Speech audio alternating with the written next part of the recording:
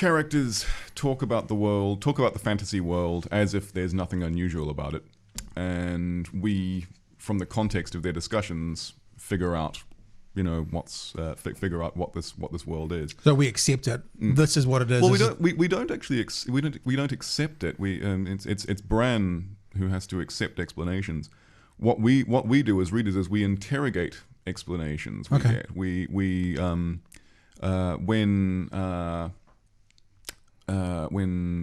we first meet Tyrion Lannister, who's another major character in the books. We first meet him in the TV series when he's actually consorting with a prostitute, which is a character building moment for him, of course. In the books, we first meet him when he's actually researching in a library, which is also another another character building moment for him, because he's a fiercely and aggressively literate character. Right. And he goes to the librarian and he said, I've been reading all night.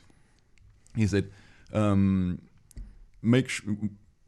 these books away. Make sure you're careful with the Valyrian scrolls. The parchment is very dry. And we read that and we go, okay, well, what's a Valyrian scroll exactly? It must be something quite valuable.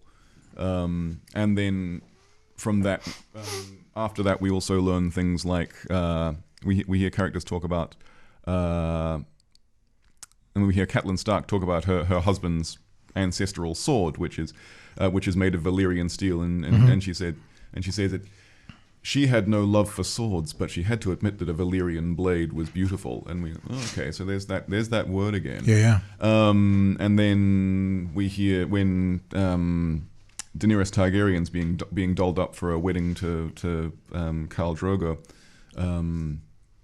One of the people who's brokered the marriage says, those wonderful eyes of hers are clearly the eyes of Valyrian royalty. We go, okay, there's that word again, and it's never explicitly explained to us what Valyria is, but we learn from an accretion of hints and implicit statements in the narrative that Valyria is kind of like the ancient Greece or ancient Rome to the medieval world. Well, you certainly learn that there's something very special about it. Obviously, it's like sometimes when I'm involved with something, reading, researching, and I come across a concept or a word that I'm not entirely au fait with, I'll go to the dictionary or I'll Google it or I'll look it up.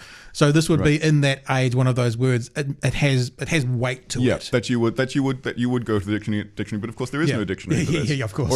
Or at least there wasn't when the books were first published. It now has, I think it has 3 of its own wikis now. Oh, really? 3 different wikis for this story.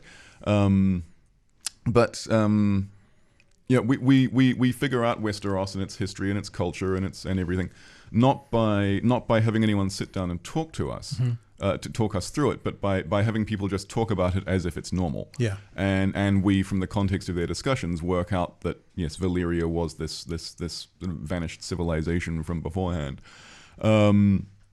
And that fragments of Valyrian culture do circulate in Westeros, and people sort of chase them down and research them. People like Tyrion. So that's immersive fantasy, and that's a really quite tautly rational and rationalistic way of looking at a fantasy world, because not only are we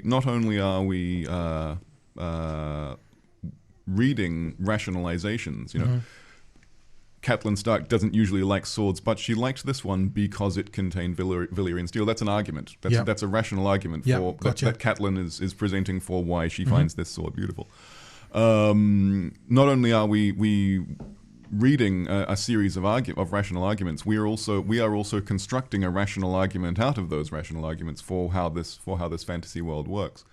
And that's part of the reason that Westeros is so vivid to so many people, is that it follows this sort of expositional technique. It's being argued into existence. We are building it ourselves. Martin hasn't so much created a world as he's sort of compiled a world building kit and then just tipped it onto our desks and said, there you go, make something of that.